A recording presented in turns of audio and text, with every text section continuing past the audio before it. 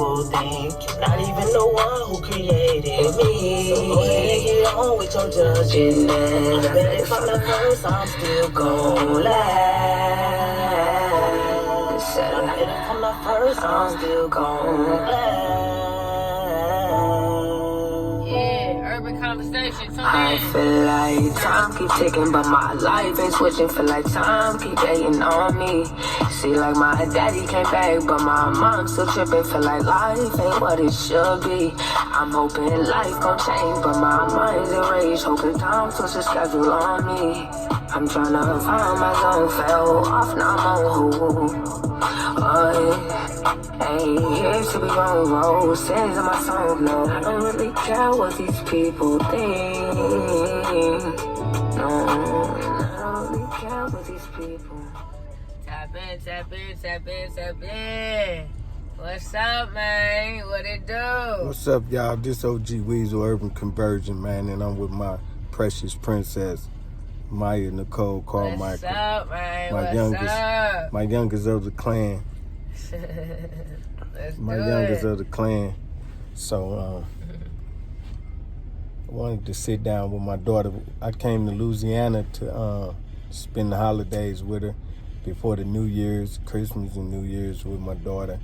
And it's been an exciting journey. It's been a long time coming. We had fun. We had a blast, man. We had kicked a ball. it. You know what I'm saying? Straight kicked it. So me and my daughter was rotating and thinking and masterminding, coming up with ideas, being very creative. Me and my daughter, it's something different when it's you and yours. It's coming up with the ideas. Something when it's authentic, when it's real. You hear me? You know, and you trust and believe the bloodlines. You heard her, you know. So I wanted to sit down and get her perspective on a few things, and I wanted to share this with y'all. This organic, this ain't nothing. This ain't scripted. This ain't, you know, I don't know what she gonna say. I ain't holding her to nothing, you know, just to say what she feel about whatever. Shut up. Hey, I'm as real as it gets. You hear me?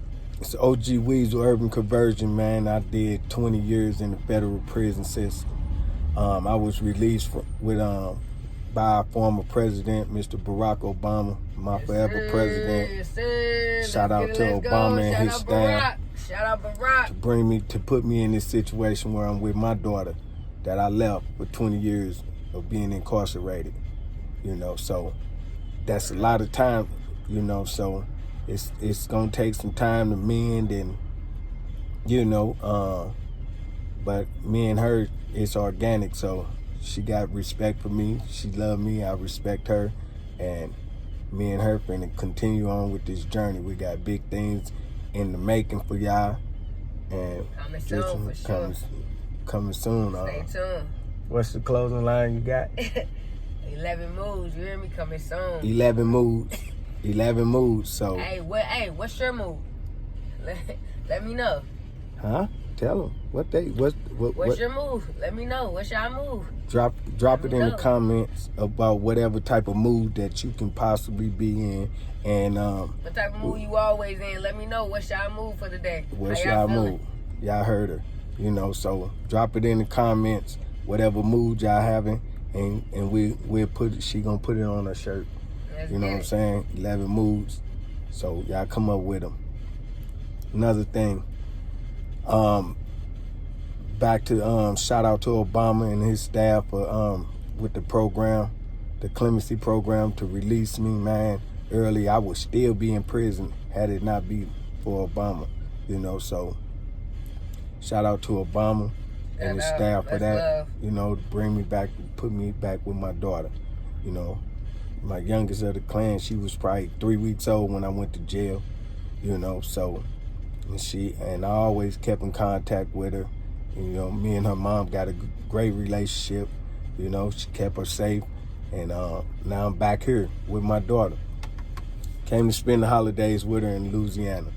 So, you know, so other than that, just wanted to ask her a few questions, you know, and this is organic. I don't know even if I'm gonna edit this or not. I don't even care, you know. So Straight I'm up. gonna ask you a few questions and just see your perspective on life and how you seen things of while, you know, your father was being held hostage. Yeah. Your father Straight up. was kidnapped. Behind them gates, huh? Yeah, your father was kidnapped. So Yeah, for sure.